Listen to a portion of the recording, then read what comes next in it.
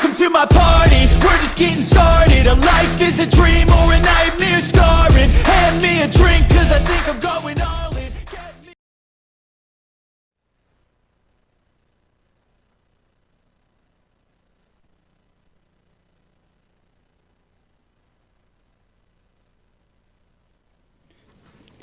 예, 안녕하십니까.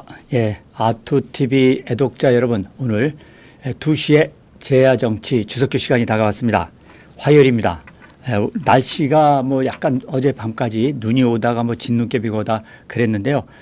이렇게 날씨 마냥 지금 전국도 아주 눈아프게 빠르게 돌아가고 또 커다란 사건들이 연이어 터져 나가고 있습니다.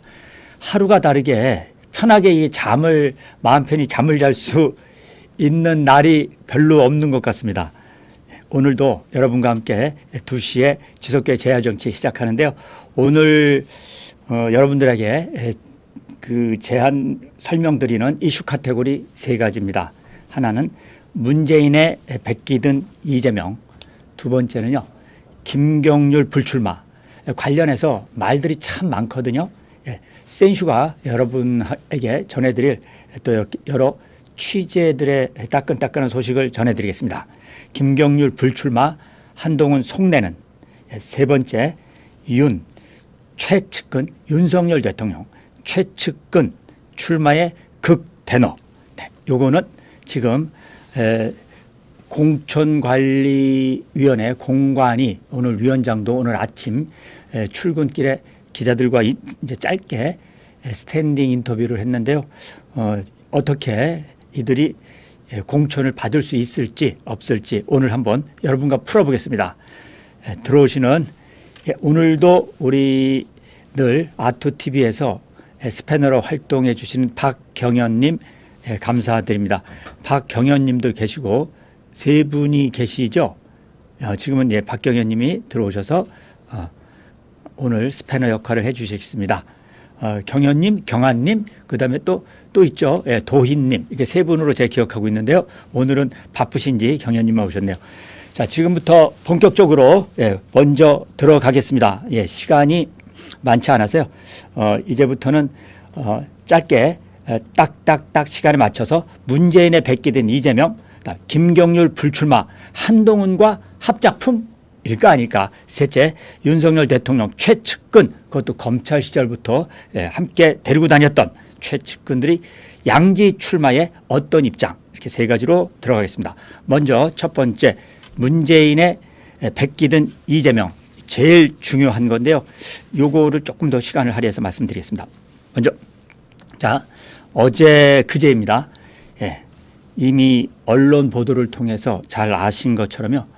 이재명이 문재인 전 대통령을 만나고 나서 다음 날 광주에서 오전에 기자회견을 통해 선거제도, 병립형 선거제를 비례대표제를 폐기하고 연동형 비례대표제로 선언을 했습니다. 자, 이게 어떤 이유에서인지 종합 분석 들어갑니다. 먼저 센슈TV에서는 여러분들에게 여러 차례 설명했던 게 2가지가 있었습니다. 하나는 이재명 결국 병립형으로 갈 것이다. 즉 그것이 권역별 비례대표제라는 이름을 붙이든 뭐가 어떻든 간에 병립형으로 갈 것이다. 이걸 일관되게 얘기했었습니다. 자, 이 부분에선 틀렸죠. 결과는. 그렇죠. 그런데 이렇게 틀리게 된 것만큼 아니 그러면 이재명이 이렇게까지 갑자기 입장을 돌변한 이유가 뭐라고 보느냐. 요거죠. 두 번째는 이거고요. 이렇게 진단했던 것이 틀렸습니다. 모두가 아마 다 틀렸다고 보시면 되겠죠.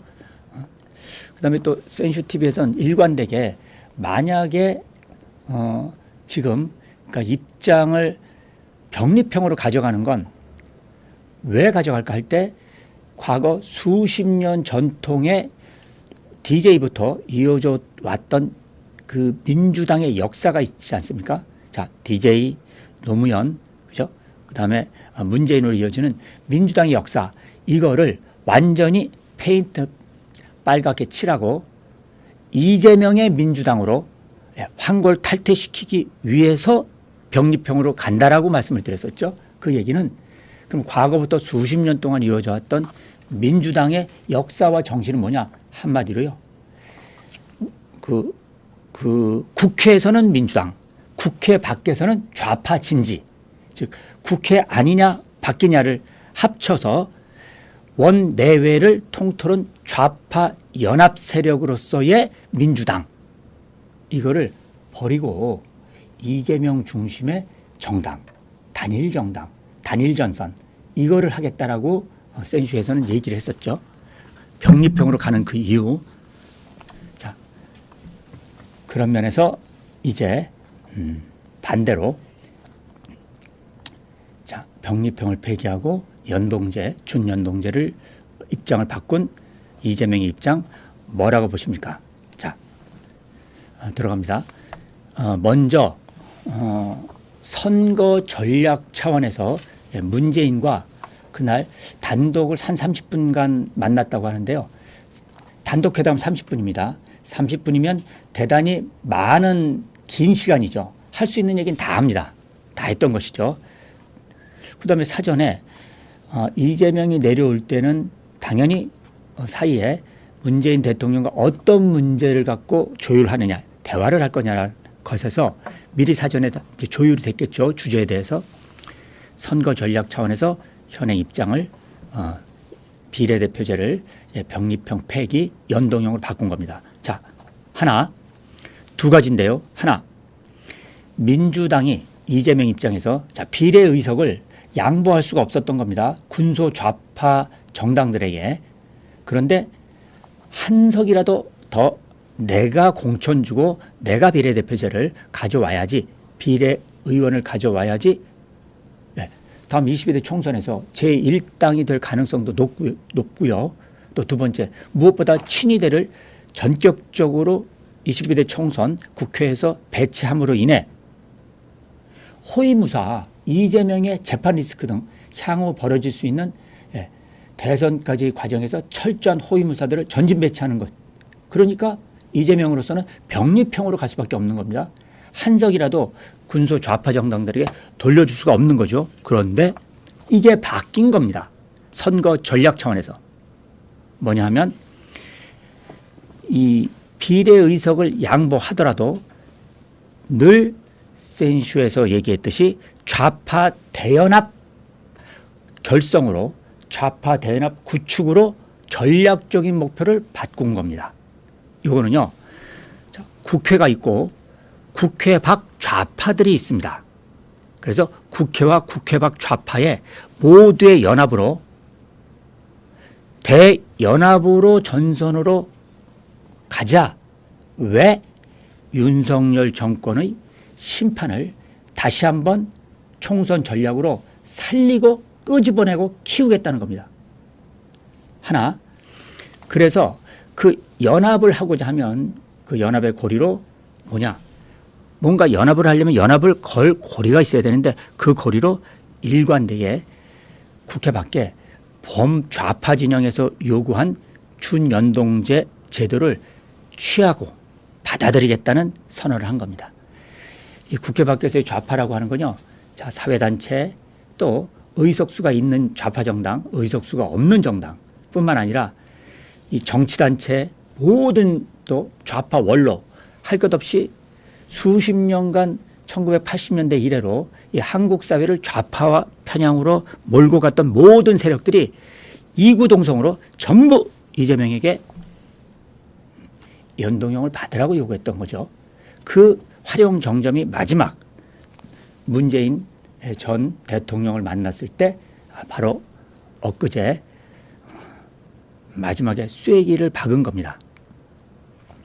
끝까지 안 들어주다 전략을 바꾼 겁니다. 자, 그러면 이 전략을 바꾼데 이 고리로 준연동제라는 고리를 걸어야 국회 밖 국회 안 할 것 없이 범좌파 연합의 전선을 구축할 수 있으니까. 자, 그러면 실제 이재명이 그냥 그걸 덥석 받았느냐? 그게 아니고 워낙 잔머리가 잘 돌아가니까 잔머리를 굴렸던 거죠. 실제 의석수를 따져본 겁니다. 자, 하나, 둘, 과연 몇 개를 할 수 있지? 일일이 따져보는 거죠. 그게 지난 엊그제 문재인과의 이 비공개 회담 또 만남 전에 이미 내부 측근들과 통해서 비밀리에 표 계산대를 전부 했던 겁니다. 의석수들을 일일이. 그렇지 않고서 갈 수 있는 그 이재명이 아니죠. 왜냐하면 문재인과 만나야 되니까. 그렇게 해봤더니 비례의원을 실제 어느 정도 표 계산을 하면서 준연동 형제를 그냥 이대로 유지하게 되면 민주당이 최소 한 4~5석 정도, 많게는 6~7석 정도는 비례를 포기하고 좌파 쪽에 양보하게 된다는 결과가 나오는 거죠. 그게 나온 겁니다. 그런데 이런 비례의원들을 작게는 한 4석, 많게는 뭐 한 6~7석을 양보하더라도 보세요. 이런 것들을 양보하고 난 다음에는 선거는 비례만 하는 게 아니라 이제 지역구에서 선거를 하게 되는데 지역구에서 이걸 고리로 좌파 지역구 후보 가운데서도 좌파 연합 후보를 낼 수가 있는 겁니다. 그렇다면 거기서 단일 후보를 내겠다는 전략이 이어지는 거죠. 비례에서만이 아니라 지역구 선거에서도 단일 후보 전략으로 들어가는 겁니다. 그럼 다만 1%, 2% 대선 때도 좌파 후보들은 좌파 대통령 후보는 한 3%는 기본적으로 가져가거든요. 미니멈 3%, 많으면 7% 이렇게까지 가져갑니다. 이러한 군소 후보 난립으로 인해서 어차피 군소 후보 난립은 대부분 이제 좌파들이니까 민주당 입장에서는 여기서 수도권 121석 중에 상당수 절반이 이런 표 차이로 떨어지고 붙고 하는 거거든요. 그렇다면 지역구에서 좌파 단일 후보를 내는 것. 민주당 후보가 나가고 그다음에 좌파들이 양보하고. 왜? 비례에서는 양보했으니까 이재명이. 이렇게 지역구에서 실제 단일 후보를 통해서 이번 총선이 인물 대결로 가면 크게 믿지는 장사는 아니겠네 라는 선거 전략이 최종적으로 판단을 하고 문재인과 전격적으로 이번에 연동형을 받아들이게 된 겁니다. 이 첫째 입장을 바꾼 겉으로 드러나는 이런 이유가 있고요. 두 번째 보게 되면 그러면 겉으로 드러나고 언론에서 분석하지 않는 숨은 이유가 또 있을 수 있을까? 이걸 한번 볼까요? 자, 겉으로 드러나지 않는 것. 자, 이렇습니다. 기존에 이재명의 민주당으로 만들고자 하는 것을 완전한 개딸과 이재명의 민주당을 만든 것, 이것을 이재명 이제 당의 색깔을 바꾸는 걸 포기하는 겁니다. 그리고 기존 당내 수십 년의 뿌리를 갖고 왔던 좌파들과 타협을 통해서 그냥 연합정당의 성격을 선택한 것입니다. 그러니까 지금 연일 공격받고 있는 친문 대표 세력들 중에 뭐 임종석이라든지 또는 뭐 노영민, 그죠? 이러한 문재인 세력들이 있잖아요. 뭐 그중에 윤영찬도 있을 수 있고, 그렇죠? 네. 다양한 세력이 이제 친문 세력들이죠. 아마 이 중에 기존에 친문 세력에 대한 숙청과 공천을 통해서 합법적으로 숙청시키는 건데, 그리고 친 이재명 세력으로 바꾸고자 하는 이 전술에서도 공천 전술에도 진로 변경이 불가피하게 됐습니다. 네. 그렇게 되면 이 중에 누구는 살아남고 누구는 공천 숙청 당하고 이게 이어지겠죠. 그렇습니다.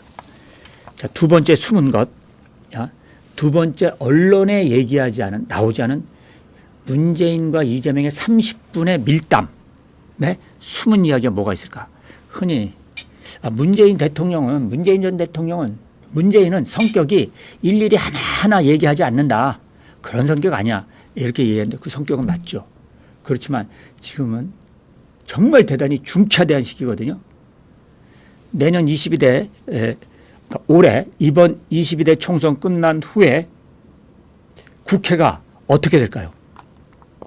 이걸 보면 지금 구체적인 요구는 문재인이 안 할 거야. 대충 얘기할 거야. 이랬는데 언론에 보도된 것만 보면 문재인이 무슨 얘기를 했냐면요.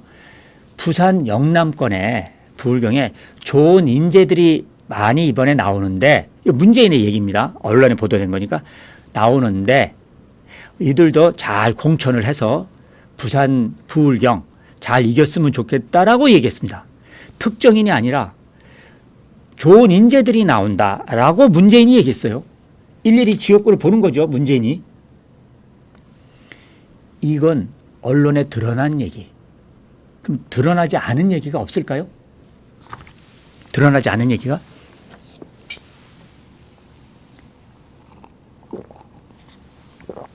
센슈가 보는 겁니다.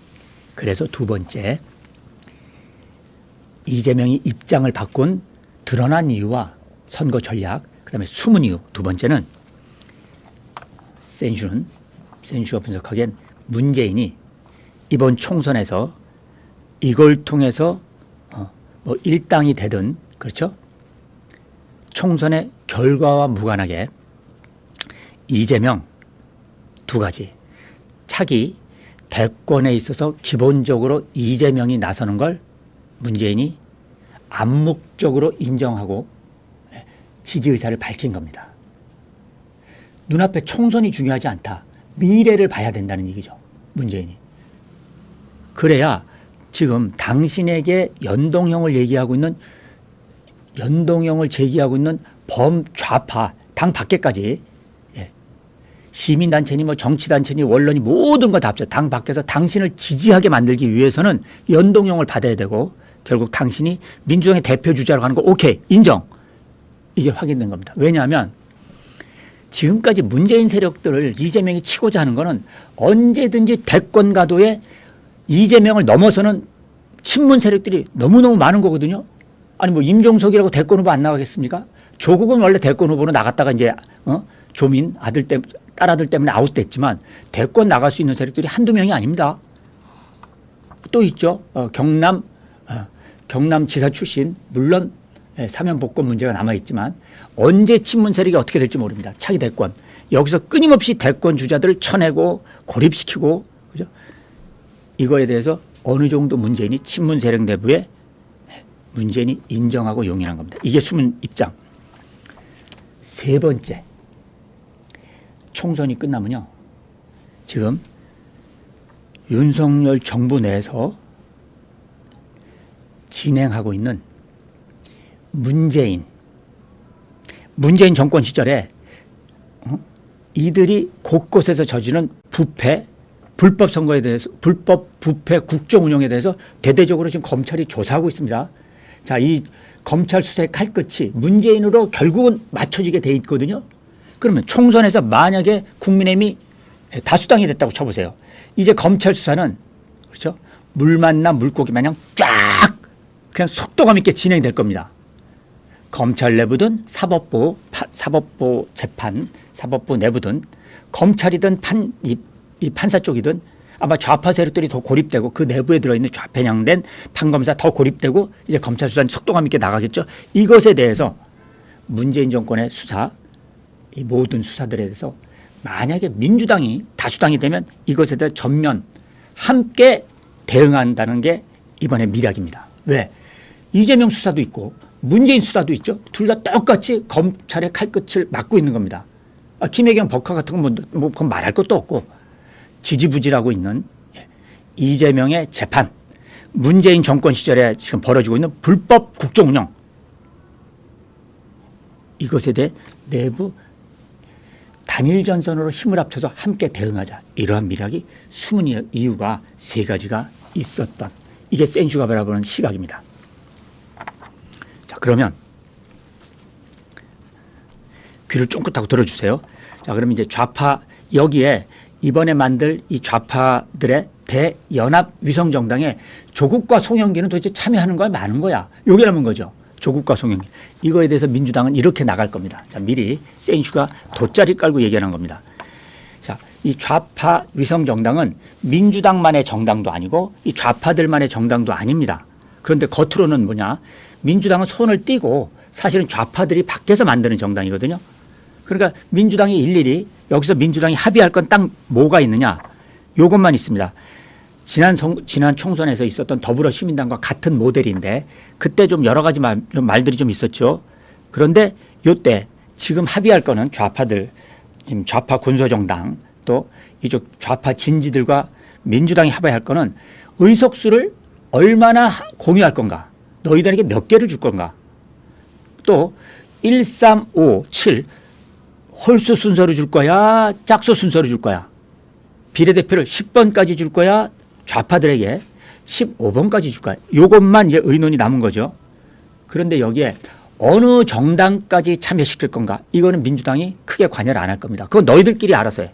왜냐하면 이 바깥에 지금 좌파 정당들은 자기들끼리 논의 테이블이 있거든요. 여기에 드디어 조국과 송영길이 이 논의 테이블에 참여할 거고요. 센슈가 듣는 정보로는. 그러면 거기서 논의하면 됩니다. 민주당이 감나라 대추나라 할 필요가 없습니다. 민주당은 그냥 비례의석을 몇 석까지 줄 건가? 이것만 결정하면 되는 거죠. 그래서 민주당이 기본적으로 관여하지 않는다. 바깥의 군소, 이 좌파들이 알아서 자기들이 바깥에서 전략을 짠다. 이거거든요. 이렇게 되면 조국과 송영길이 자기들 내부에서 참여하게 되는 거죠. 송영길은 빼고 조국만 참여시키든지 이렇게 되는 겁니다. 이게 첫 번째 문재인이 베끼든 이재명 그 입장을 바꾼 겉으로 드러난 선거 전략 이후 숨은 물밑에 그들이 공개하진 입장을 바꾼 숨은 이유 이상 세 가지가 말씀을 드렸고요. 이게 이제 남은 여러분들의 고민사항은 뭐냐. 이럴 때 바로 이번에 좌파 연합정당이 국민의힘에 이 연동형 좌파 연합정당이 국민의힘에 불리할 건가 유리할 건가 그렇지 않을 건가 어떨 건가 이게 남은 문제고요. 두 번째 지금 우리가 있는 제3지대 정당들 있죠. 이준석과 이낙연 여기에는 어떤 영향을 미칠까. 결론입니다. 국민의힘에는 이번 선거에서 작게라도 불리하게 작용할 겁니다. 그리고 22대 이제 총선 끝난 후에 국회가 구성되면요. 바로 엊그저께까지 21대까지 있었던 국회 상황보다 더 치열한 내전이 전개되고 전쟁이 벌어질 겁니다. 21대는 유도 아닌 전면적인 전쟁이 22대 국회에서 벌어질 겁니다. 이러한 준연동형 선거제를 통해서 들어오는 좌파 연합정당의 후보들과 함께 민주당이 전체 범좌파 연합을 만들어 반윤석열 정권 투쟁이 더 가열차고 말할 대로 저들의 표현대로면 가열차고 격렬하게 일어날 겁니다. 이준석과 이낙연 제3지대 신당에게도 이번 연동형 비례대표제의 선택은 이재명의 선택은 별로 유리하지 않게 작용할 겁니다. 결론만 말씀드립니다. 향후 이 내용은 센슈TV에서 또 추가로 설명해 드리는 거로 하겠습니다. 다음 두 번째 토픽 김경률 불출마 한동훈 속내는 두 번째 토픽으로 들어갑니다. 소리떨림 국힘이 의석을 한 200석 하면 모든 게 끝나잖아요. 이야 정말 리플 소리떨림 맞습니다.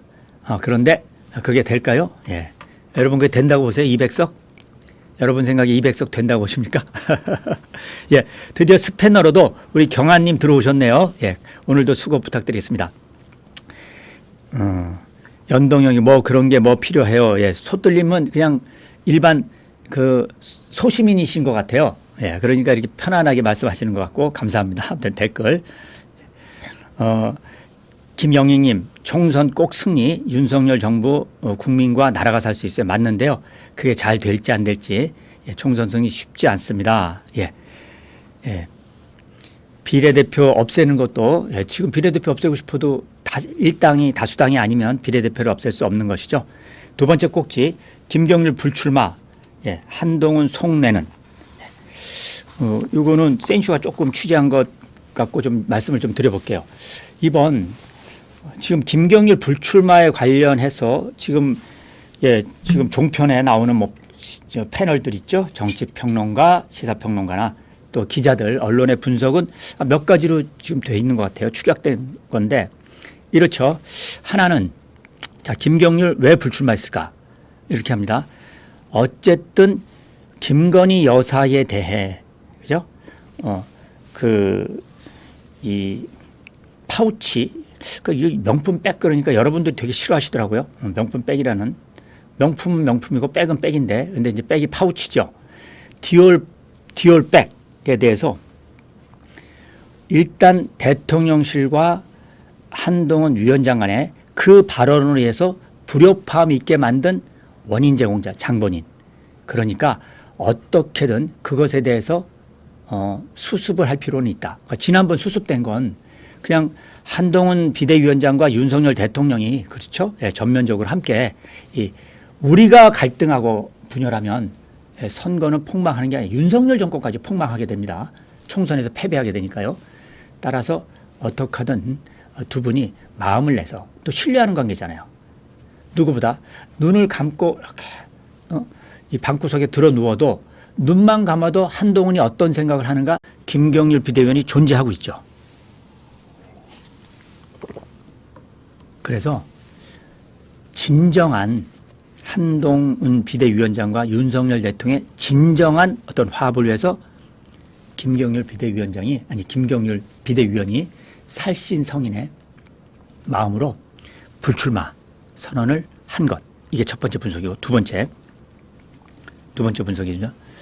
대통령과 한동훈 비대위원장이 용산 대통령실에서 만났습니다. 예, 차담도 벌써 2시간 이상 만났고 차담한 것도 뭐 한 40분 가까이 차담을 했죠. 그 이후에 일주일 만에 이제 김경률 비대위원이 불출마 선언했습니다. 그때 얘기가 뭐 구체적으로 되지는 않았지만 큰 차원에서 마지막으로 대통령과 이 비온 뒤에 땅이 굳어지니까 그런 또 회동과 또 차담을 통해서 국권에게 땅이 굳으면서 김경률 비대위원의 불출마 이게 결정됐을 것이다. 이게 이제 두 번째이죠. 세 번째, 이게 지금 언론에서 나오고 있는 겁니다. 이 세 번째는 뭐 여러 가지가 있더라고요.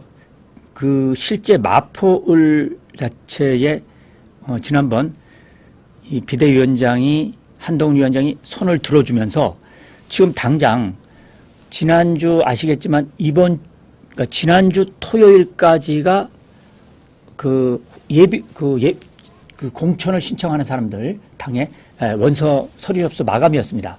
그리고 오늘부터 일요일 통해서 오늘부터 이미 일요일부터 센슈가 파악하기는 오늘까지 계속 제출했던 서류 점검 일요일날 다 보고 있었는데요. 여기에서 부적합자들은 이미 다 걸러냈습니다. 여러분 일요일날 다 걸러냈습니다. 그리고 월요일까지 최종적으로 하는 거죠. 그리고 아마 오늘 내일 이번 주에 부적격 적격자들 당신들은 공천 신청 자격이 없어 하는 게 이 서류로 다 나오거든요. 요거를 변호사들이 지금 다 점검하고 있는데요. 이번 주 초쯤에 그러니까 오늘이 화요일이죠. 월, 화, 수. 자, 수요일 이때까지 부적격자 발표하고 지금 다 발표합니다. 요게 이번 주 그다음에 마지막으로 다음 주 면접에 들어가는데 면접 전까지 이번 주 목, 금, 토 뭐 요때 전략 지역 그다음에 우선 추천 지역 요게 발표가 될 겁니다. 경선 지역은 아마 저 뒤쪽에서 발표될 거고 지금 이렇게 공천이 활발하게 움직이는 상황에서 한동훈 비대위원장이 혹시라도 한동훈 위원장의 세력 지금 뭐 세력이 없습니다. 전혀 없죠. 그럼에도 불구하고 이 지금 여의도판이나 정가에선 한동훈이 밀어주는 뭐가 있지 않아? 이러면서 끊임없이 공천에 대한 사천 논란들을 계속 만들어내고 있습니다. 이게 좌파들의 프레임이거든요. 근데 여기에 이 국민의힘 내부나 이 자유우파 내부도 이 프레임에 같이 얹혀서 뭔가 한동훈이 사천하려고 한다. 이런 얘기들이 계속 있는 겁니다. 이렇게 되면 뭐가 되냐면 한동훈의 사천 논란과 더불어서 또 하나 뭐가 있냐면 윤석열 대통령이 또 공천에 개입한다. 이것도 같이 엮여져서 나오게 돼 있거든요. 좌파들의 프레임에는 공천 프레임에 이거를 완전히 끊어내기 위해서 한동훈의 사천 논란의 제1호 김경률 스스로 공천에 공정한 경쟁, 이기는 경쟁. 그렇죠? 이걸 위해서 김경률이 이제 사퇴했다. 그러니까 불출마를 했다. 하는 게 이제 언론에 나오는 얘기입니다.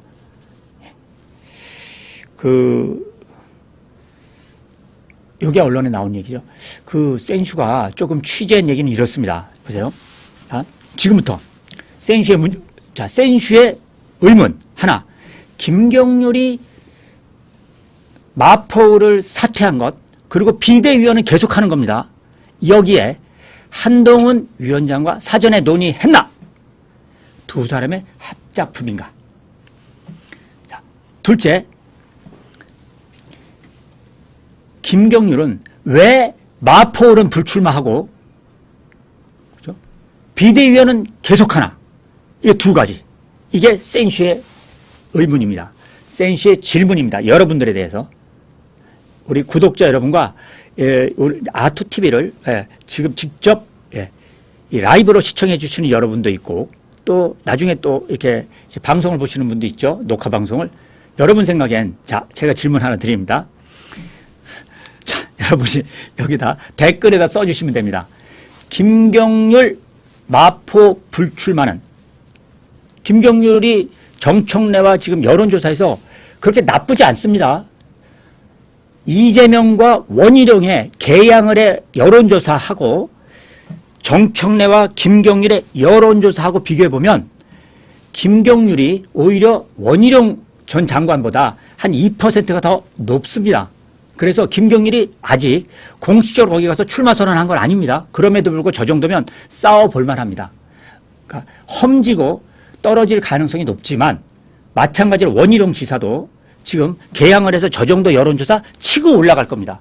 이기면 근소하게 센슈가 돗자리 갑니다. 원희룡 지사가 이기면 개항을 해서 근소하게 이기고 이길 수 있고요.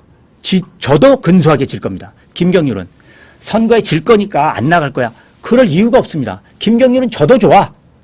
정청래와 장렬하게 싸워서 전사한 김경률, 이거는 보수 우파 내부에 또 국민의힘 내부에 의미가 있는 겁니다.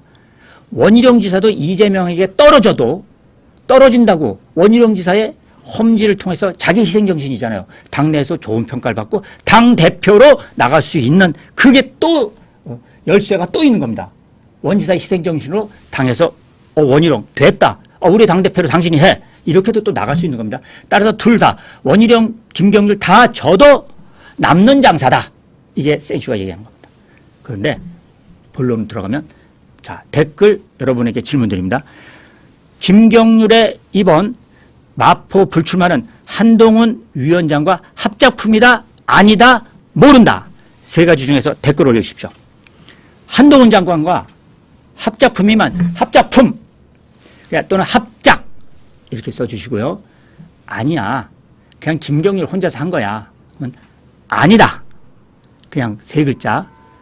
그 다음 모르시는 분은요, 헷갈린다, 모른다, 궁금하다, 뭐 이렇게 다양하게 써주십시오. 자, 댓글 한번 지금부터 여러분의 의견은 어떠신지. 센슈가 취재한 거를 말씀드리기 위해선 그냥 얘기하면 재미가 없잖아요. 그리고 저도 뭘 좀 받아야지 여러분에게 얘기하죠. 그냥 막 얘기해 줄 수 있겠습니까? 제가 여러분이 저한테 뭘 좀 하나 줘야죠. 그게 뭐라고요? 댓글 들어갑니다. 댓글이 몇 개 없다. 그러면 제가 뭐 취재한 거 오늘 퉁치고 얘기 안 합니다. 자, 들어갑니다. 자, 여러분들. 자, 400. 한동훈과 합작품. 자, 이뭉희님, 모른다, 헷갈린다, 다 줬어. 모른다. 이경주 합작품, 이미미 합작품, 소리뜰 합작. 오, 맞네요. 이야, 대단하신데요. 김길벗 합작. 헨리송 합작. 오, 문미워, 모릅니다. 스마일, 아니다. 아니다가 또 있네. 예. 지읒시읒 디그님, 김경률 비겁 합작. 비겁은 뭐 나중에 말씀하시고, 대부분 스마일, 아니다는 스마일, 샬롬, 화이트골드 아니다. 그고요. 홍정표 합작, 빛나는 별 합작, 김규리 아리송하네요. 밖에야 모르겠다. 김종숙 쭉쭉 올려주십시오. 지금 전체적으로, 그렇죠. 헨리성님, 김경률 써먹을 때가 있어요. 이뭉이 모르지만 한비대위 믿는다. 좋습니다. 쪼꼬마 합작, 룰룰님 합작, 강태공 컨트롤이, 그거 알고, 여러분 컨트롤은, 김경률 컨트롤, 센슈는 할 수 있습니다, 여러분. 그 컨트롤 안 된다고 겁내지 마십시오. 다 할 사람은 합니다. 오영원 아니다. 좋습니다. 헨리성 586 청산의 경률이 필요. 설마 한동훈 위원장 몰래 그래 말이 되나요? 소리뜰님. 그 무슨 말인지 모르겠네요. 한동훈 위원장 몰래 김경률 혼자서 그냥 이 불출마 선언이 말이 되나요? 그렇죠. 뭐 그런데 제가 말씀드린 건 두 사람이 의논을 하고 했던 합작품이냐 아니냐, 이게 김성경님 합작인지 아닌지 안 궁금, 정청래만 잡으면 돼. 예, 그런데 일단 정청래 잡을 사람이 지금 없습니다. 김경래 불출마 선언으로 없습니다. 최종국 합작은 아닐 것이다. 자, 센슈의 취재 결과 말씀드립니다. 취재를 했는데요. 이렇게 되더라고요. 그러니까 그 마리 앙뚜아네트 김경률이 했던 발언, 그것 이전에, 이미 그 발언 나오기 이전에 김경률, 예, 지금 회계사가 한동훈 위원장으로부터 비대위원을 받았을 때, 요청받았을 때 비대위원으로 들어갈 때 이제 고민을 해야 되잖아요. 갈 건가 말 건가. 왜냐하면 평생 이 친구는 참여연대에서 활동했고 또 참여연대 하면 여러분 좌파의 4개 조직, 대표 조직, 그렇죠? 여기에서 핵심적인 인물이었습니다. 김경률이 만만한 사람이 아니고 대표성을 갖는 거죠. 그렇죠? 민노총, 전교조, 그다음에 모든 간첩 사건에 다 들어가서 변호하고 있는 민변, 그다음에 참여연대. 이게 4개 조직이 좌파의 조직입니다. 그러니까 종교 쪽에서는 여러분도 아시다시피 천주교의 정의구현사재단, 예, 종북 주사파 중에 주사파죠. 대다수. 이런데 이 참여연대의 김경률, 이 사람이 국민의힘으로 딱 들어온다는 게 여러분 쉬울 것 같습니까? 또 하나, 이 사람이 좌파 쪽에 활동했으니까 좌파 사상을 갖고 있는데 국민의힘으로 들어왔어요. 들어오니까 자 1월 달에 국민의힘으로 들어왔어요. 들어오니까 갑자기 좌파 사상이 사라지고 우파 사상으로 바뀌고 우파 활동을 해. 이게 가능합니까? 불가능하죠. 그래서 처음 들어왔을 때 센슈의 취재로는 많은 고민을 하면서 들어갈까 많은 사람들이 또 반대했죠. 그런데 결국 들어왔습니다.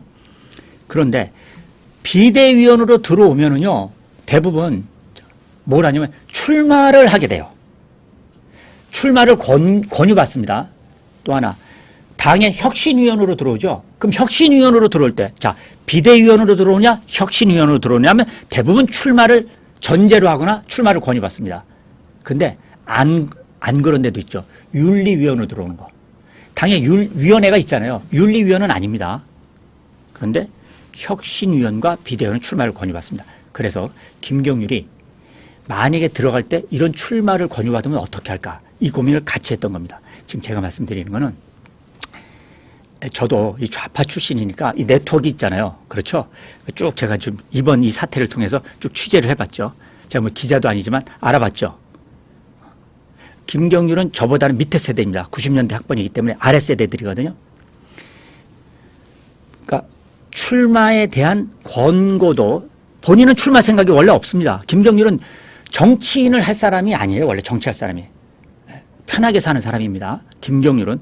그런데 만약에 출마를 또 제안받으면 출마할 수도 있죠. 뭐 이 세상에 누구는 출마 꼭 할 수 있고 누구는 출마 안 하고 그런 사람 있습니까?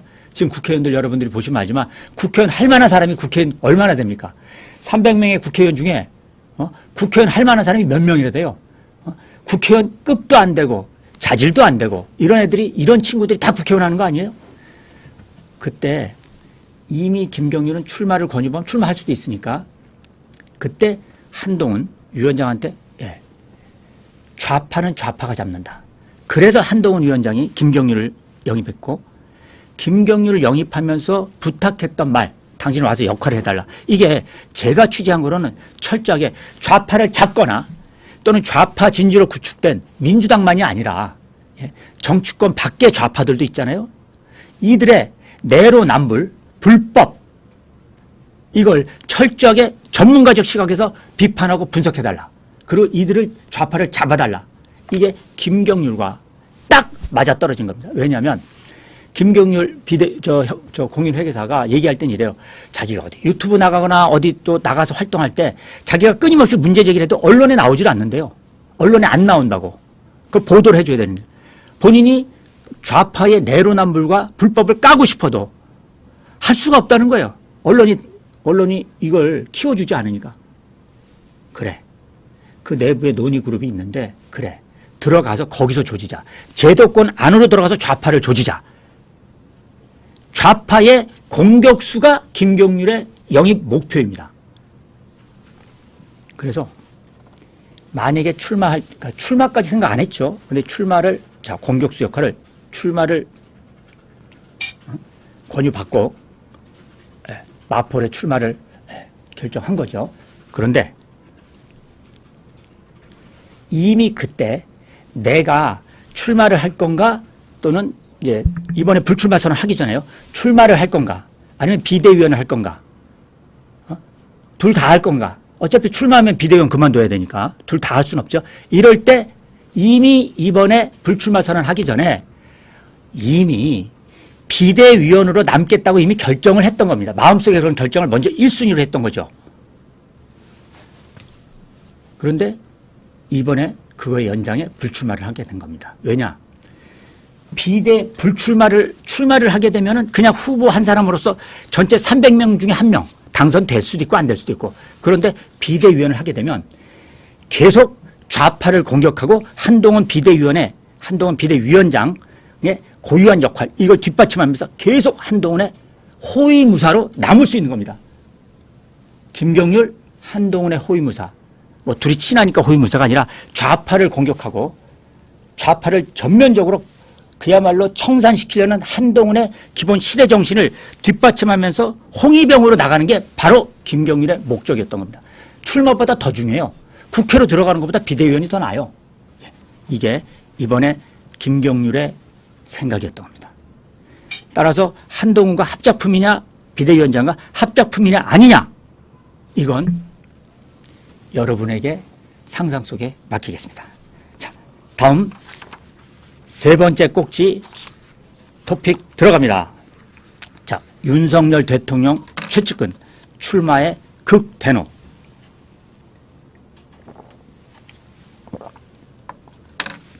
예, 지금 보이시는 분 보이시죠? 누굽니까? 한 사람은 주진우, 정확히 자 대통령실의 법률비서관이고요. 이원모 대통령실 인사비서관입니다. 지금 대통령실과 관련해서 지금 전국에 공공기관의 사장들도 보는 경영진, 뭐 감사 이런 사람 다 보내죠. 이 대통령실 인사비서관 이원모 지금 밖에서 모든 사람들의 이번에 출마한다고 나오기 전까지 모든 사람들의 원성의 대상이었습니다. 이원모가. 지금 어마어마하게 많은 사람들이 지난 대통령 선거 때 역할을 했던 사람들이 대기 중인데요. 자리를 못 가고 있습니다. 왜냐? 문재인 세력들이 아직도 그대로 남아있거든요.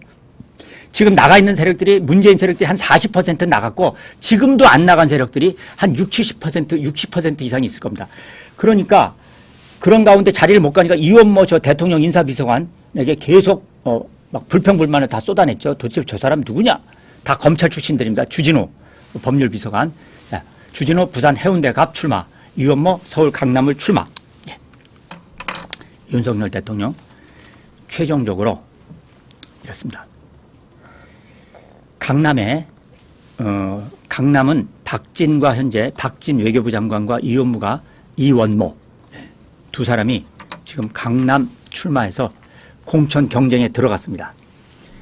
대통령의 최측근 중에 측근 이원모와 외교부 장관 박진, 그 다음에 주진우 대통령 법률비서관, 해운대 저기가 어디신지 아시죠? 하태경 의원이 있었던 부산에서도 양지 중에 양지가 해운대갑입니다. 대통령 이렇게 얘기했습니다. 지금 어제 그제 계속 이 공천 신청을 토요일 날 끝났잖아요. 그러니까 지금 토요일 날 끝났으니까 일요일, 월요일, 자 이틀 지났습니다. 공천 신청을 토요일 날 딱 접수가 끝나면서 요게 전체적인 여러분도 보셨지만 언론의 모든 명단이 다 발표가 됐고요. 기자들한테 뿌려졌습니다. 이게 대통령실에도 당연히 보고가 됐죠. 대통령실에서도 전체적으로 누가 공천을 했는지 어디에 있는지 쭉 리스트를 다 보고 대통령이 노했다고 합니다. 윤석열 대통령. 대노했다고 합니다. 이유는 당연히 두 가지죠. 불편한 심기를 드러냈다고 언론에 흘러나오고 있는데 이게 불편한 심기 정도가 아니라 굉장히 대노했다고 하고요. 내용은 이렇습니다. 이게 이제 대통령실 관계자를 통해서 이제 언론 인터뷰나 이런 걸 통해서 좀 그 내용이 좀 흘러나오고 있죠. 물론 어디에 신청을 하느냐는 그 자유민주 체제에서 누구나 또 자유민주 정당에서 누구나 정치적 자유죠. 그건 어떻게 할 수가 없다. 그런데 이번에 대통령실의 그 출마 이 분위기는 역대와 다른 걸 제가 말씀드릴게요. 자, 이명박 대통령, 그 다음에 박근혜 대통령 시절과 이번에 윤석열 대통령 지금 이 상황에서의 출마가 그 총선 출마가 굉장히 달라요. 이번은요, 행정관들, 보통 출마하면 수석, 비서관급이 보통은 해요. 대부분 수석이 하죠. 비서관도 얼마 없습니다. 그게 이명박 때나 박근혜 때나, 그 다음에 또 장차관들 있잖아요. 그 장관들이 출마를 하죠. 차관도 뭐 많지는 않지만 차관도 있고요, 일부가. 그런데 이번 윤석열 지금 용산 대통령실에서는 행정관만 40여 명이 출마한다고 나왔어요. 여러분. 지금 제가 다 일일이 보지는 않았지만 지금 40명 다 했는지 저 수석 말고 비서관 말고 그 밑에 행정관 이게 몇 명? 이거는요. 대통령실이 윤석열 대통령이 대통령실을 또 그 대통령실에 근무하는 근무자들을 통제하지 못하는 겁니다. 이거 박근혜, 이명박 청와대와 비교해서 용산 대통령실이 대통령의 리더십에 의해서 다 통제되고 있지 않는 거예요. 그냥 지가 나가고 싶으면 다 나가는 거예요. 아니 국정을 최고로 책임진 대통령실이 막 다 나오면 됩니까? 나갈 사람은 나가고 안 나갈 사람은 또 최소화해야지. 최소화해야죠. 업무의 연속성상. 다 나가면 안 되죠. 다 나왔어. 다 나왔어. 그럼 대통령실을 어떻게 하라고? 윤석열 대통령이 정치권에 세력도 없고 인맥도 없다. 뭐 한동훈도 마찬가지고 이게 통제되지 않는 겁니다. 그냥 각각등 보채라고 하죠. 각자 하고 싶은 대로 다 정치적 자유가 있으니까 다 알아서 하는 게 이번 대통령실 엊그제 토요일까지 공천 신청의 결과를 보니까 대통령실이 이렇게 된 겁니다. 자, 이건 문서를 갖고 얘기하는 거죠. 팩트죠. 이명박 박근혜 때 이런 거 있는지 한번 비교해 보세요. 이게 우려되는 겁니다. 이런 가운데 대통령의 우려가 이런 겁니다. 이원모는 적어도 윤석열 대통령과 검찰실도 함께 했던 친구인데 어떻게 양지 중에 양지인 강남 을에 공천을 신청했냐. 우리 정부가 장관과 용산 참모들이 양지만 찾아가는 모습이 이 모습이 투명하고 공정한 당의 시스템 공천을 노력을 저해하는 움직임이다. 이게 대통령이 대노하면서 한 말입니다. 잘 들으세요. 여기서.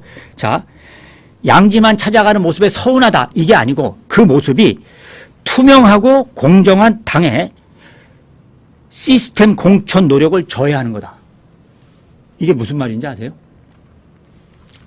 요게요. 이런 말입니다. 요게요. 그러니까 지금 공천을 하는데 공천 룰이 있거든요. 정량적, 정성적 평가가 있는데 정량적 평가에는 여론조사 40%, 기여도 30%입니다. 이원모 이런 사람들은 기여도 이거 100점 맞아요. 30%. 왜냐면 윤석열 대통령의 정권을 탄생시켰잖아요. 그럼 기여도 100점입니다. 자, 여론조사 이원모. 그럼 대통령의 인사비서가 이원모 하면 여론조사 나쁘게 나올 거예요? 좋게 나올 거예요? 강남에서. 그러면 공정한 이 룰에 의해서 시스템 공천에 의해서 진행하잖아요. 그러면 대통령의 최측근들은 다 공천을 받게 돼 있는 겁니다. 그러니까 공정하게 공천을 하는데 그들이 다 공천을 받게 시스템이 돼 있다니까요. 그 공천의 정량적 평가에 하나하나의 정량적 지표들을 보게 되면은. 그러니까 대통령이 이 공정한 이 공천 시스템 공천을 니들이 망치는 거야 하고 대통령이 얘기하는 겁니다. 이원모.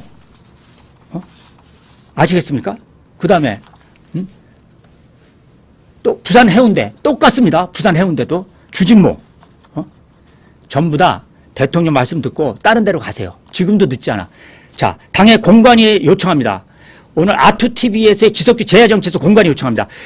대통령의 핵심 중에 핵심들 측근들 양지로 나간 사람 전부 다 공천 다 주지 말고 다른 험지로 다 보내십시오. 이래야 바로 좌파 민주당과 좌파들이 다 날라간 전부 다 험지라고 해서 현역들이 양보한 지역에 대통령 측근들을 다 내리꽂는다라는 좌파들의 대중선동 프레임에 빠지는 순간 이번 총선 엄청나게 어렵게 되는 겁니다. 200석은커녕 150석은커녕 140석도 못 얻게 됩니다. 대통령 측근들이 양지에 꽂히는 순간 좌파 프레임에 푹 빠지게 되고 한동훈 비대위원장의 시스템 공천 실패합니다. 공관위에 정식 요청합니다. 다 밖으로 빼내서 다 다른 데로 다 돌려버리세요. 공천을 안 주든지 정부하면 험지 중에 험지로 내보내시는 걸 지석교회 센슈가 오늘 아투TV 재정치에서 전면적으로 촉구합니다. 자, 구체적인 서울 강남을 이원모, 충남 홍성 예산의 강승규, 여기도 지금 홍문표가 4선 의원인데 여기도 양지 중에 양지. 경북 구미을 강명구 정국정기획비서관 이름 얘기합니다. 두 번째 부산 진갑, 여기도 부산 해운대구도 박성훈 해수부 차관하고 주직무하고 둘이 싸우다가, 둘이 똑같은 사람들이 싸우다가, 왜냐하면 박성훈 해수부 차관도 해수부 차관하기 전에 대통령실에서 근무했잖아요. 비서관 저거로. 그렇죠? 둘이 싸우다가 둘이 만나서 서로 얘기한 거야. 야, 너는 그럼 여기서 남고 나는 절로 갈게. 절로 간 사람이 박성훈 해수부 차관. 지들끼리 다 이렇게 전부 다 뭐냐면 지역구 조정에서 다 하고 있다니까요. 센슈의 취재 결과입니다. 전부 다 공관이 다 험지로 보내시기 바랍니다. 이상 세 번째 꼭지 마치겠습니다.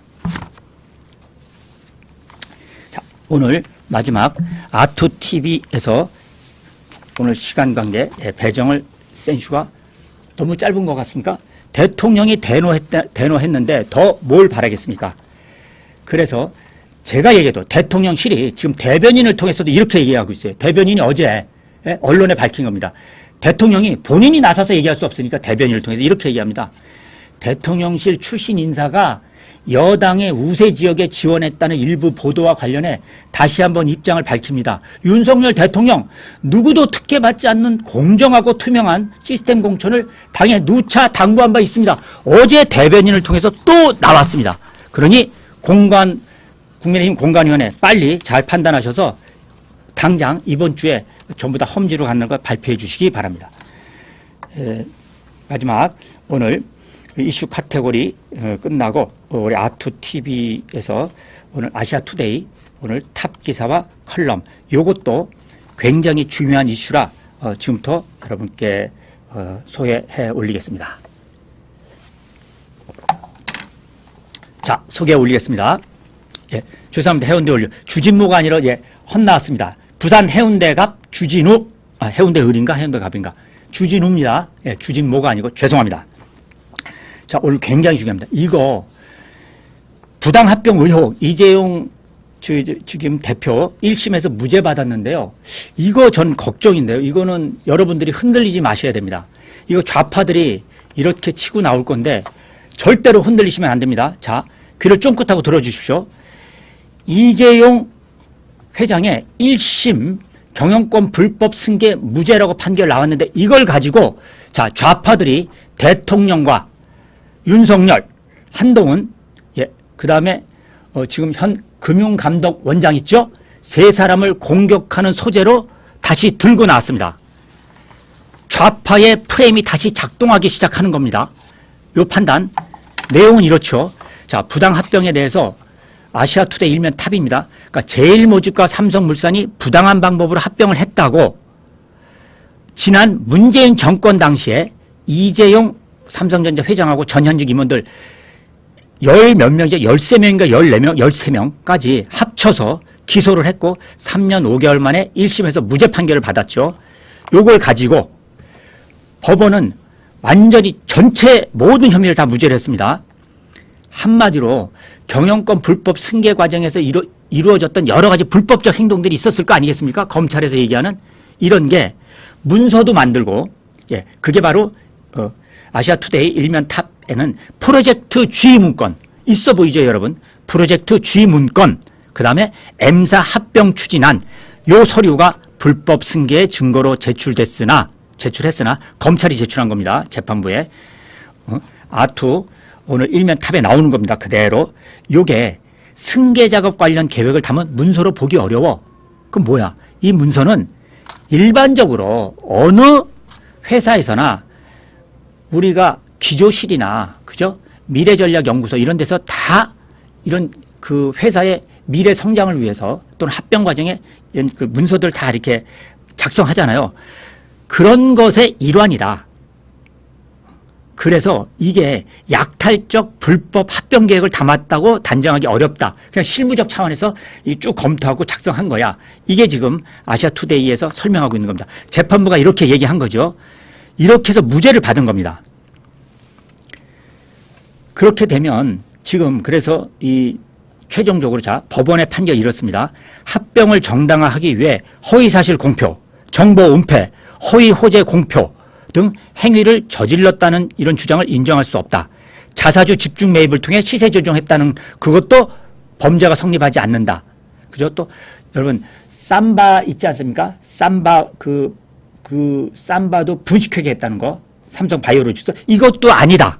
이렇게 해서 전부 다 당시 주식 흐름과 다수의 증권사 리포트를 살펴봤지만 이거 괜찮다라고 재판부에서 얘기했는데 지금 좌파들이 하는 건 뭐냐면 당시 서울중앙지검장, 자 서울중앙지검장 누구였습니까? 윤석열 대통령 두 번째 밑에 차장 누구였습니까? 바로 한동훈 비대위원장. 그 밑에 또 금감원장 뭐였습니까? 그 밑에 차장 밑에 또 그 담당자. 이러니까 이 사람들이 그때 이걸 다 했으니까 이제 이번 사건에 대해서 정식으로 사과하고 정식으로 사과하라. 이게 하나의 공격 포인트고요. 두 번째 공격 포인트는 뭐냐면 박근혜 대통령, 그렇죠? 박근혜 대통령이 국정농단을 했는데 최순실과 이때 최순실한테 삼성이 돈을 줬다는 거 아닙니까? 뭐 말도 주고 요것에 대해서 그래서 지금 그 유죄 판결을 받고 감옥에 가 있고 박근혜 대통령도 유죄 판결을 받았잖아요. 그러면 그거는 삼성이 경영권 승계를 위해서 박근혜 정권과 야합해서 이건 유죄를 받았고 대법원에서. 그런데 또 실제 삼성은 그런 거 한 적 없어. 전부 다 경영권 승계한 적 없고요. 불법한 적 없고 불법 승계. 정상적인 승계했다 이겁니다. 이것도 이번에 1심에서 판결되고 이 둘이 충돌하는 거 아니냐. 그러니까 이것에 대해서 대통령 해명하라. 이렇게 나오는 겁니다. 여기에 불법 프레임에 여러분들이 놀아나면 안 되고 특히 우판에서도 이런 것 가지고 한동훈 또 윤석열 대통령을 공격하는데 이것에 대해서 흔들리면 안 된다. 이게 오늘 제야 정치에서 절대로 좌파 대중 선동의 프레임에 빠지지 않기를 적어도 자유민주 체제와 이번 총선의 승리로 가져가고자 하는 분들이 있다면 빠지지 말아야 된다는 걸 당부드리는 겁니다. 마지막으로 그 컬럼은 이거는 김건희 여사 여기에 대해서 내일 대통령이 지난 토요일 날 KBS 대담에서 녹화 촬영을 했습니다. 내일 윤석열 대통령이 방영 KBS를 통해서 방영되는 이 대담에 과연 김건희 여사의 디올백이 어디까지 담겨 있나 모두 지금 그거를 주목하고 있는 겁니다. 정치에 저관여층 별로 관심이 없는 분들도 지금 그걸 다 주목하고 있습니다. 왜? 워낙 커진 이슈이기 때문에. 전부 아셨죠? 이거에 대해서 아시아투데이 한상율 칼럼은 이렇게 얘기하고 있습니다. 국가 지도자의 배우자에 관하여 김건희 여사 이렇게 얘기합니다. 이러한 사례는 김건희 여사를 둘러싼 논란이 지금까지 계속되고 있는데 그렇죠? 이 대통령을 흠집내려는 야당의 지속적 공세 때문이지만 김건희 여사가 빌미를 제공한 것도 또 사실이다. 근데 도대체 이 내용이 어디까지가 범벅이 되어서 진실이고 무엇이 거짓인지 구분이 안 될 정도다. 이거는 센슈는 구분하죠. 여러분도 구분하고 한상률 컬럼도 구분하고 아투TV도 다 구분합니다. 문제는 많은 국민들이 먹고 사느라 바쁘니까 이걸 다 구별하려고 일일이 들어가서 읽어보질 않아요. 유튜브를 보지 않습니다. 먹고 사는 게 바쁘니까 언제 이거 구별하고 있습니까? 그렇기 때문에 좌파들의 대중 선동에도 놀아날 수 있는 거고요. 이거를 한상률 우리 컬럼에서 지적하면서 전 국세청장이 얘기하면서 이런 게 옛날에 아테네 시대에도 있었고 동서양 고금을 막론하고 다 있어 왔다. 이렇게 하면서 윤석열 대통령이 뭐 이것만 있습니까? 노무현 대통령 시절에도 장인의 사상 문제를 가지고 내가 아내를 버려야 되느냐 공격 이렇게 얘기한 적도 있죠. 이걸 가지고 한상률 전 국세청장 이렇게 맺고 있습니다. 이제 내일입니다. 내일 대통령에 모두 주목해 주십시오. 공은 대통령에게로 넘어갔다. 대다수의 국민은 대통령의 사과를 기대한다. 자존심 강한 대통령이 사과할지 안 할지 그리고 사과한다면 어느 정도 수일지 우리는 모른다. 분명한 건 광화문 내거리에 거적을 깔고 대통령이 무릎 꿇어 사과하더라도 민주당은 공격을 계속할 것이라는 게 사실이다. 끝까지 물고 늘어질 겁니다. 어떻게 사과하더라도 그런 얘기죠. 그렇다면 우리 그 밖의 국민들은 어찌해야 할까 하고 국민들이 어떻게 받아들여야 될 것인가 한상율 우리 국세청장이 얘기하는 거죠. 우리 국민들은 어찌해야 할까? 설사 대통령의 언급이 성에 차지 않더라도 국민들은 그리고 김건희 여사의 처신이 마음에 들지 않더라도 재발 방지 약속만 확실히 한다면 2005년 전 아테네의 시민들이 당시에 그죠? 그 당시에 정치 지도자 페리클레스의 함께 연하의 여성과 살았던 아스파시아를 받아들인 것처럼 우리 국민들이 그러한 아테네 시민들의 현명함을 받아들인 게 어떤가 이렇게 얘기하고 있습니다. 이 민주당을 제외하고 과연 이번 논란이 우리 국민들과 국가에 무슨 이득이 있는지 깊이 생각해 볼 때라는 게 한상율 오늘 컬럼에서 말하고 있습니다. 내일 발표가 어떻더라도 우리 국민들이 이제 재발 방지만 될 수 있다면 총선을 앞두고 총선 전략으로 쓰려는 민주당의 대중선동에 넘어가지 말고 이제 확실하게 재발 방지 다시는 이루어질 수 않는 방지를 시스템으로 구축하고 해 주기를 한상율 컬럼에서 여러분께 국민들께 부탁하고 있습니다. 이상 다음 시간에 뵙겠습니다. 고맙습니다. Welcome to my party, we're just getting started. A life is a dream or a nightmare scarring. Hand me a drink, cause I think I'm going on.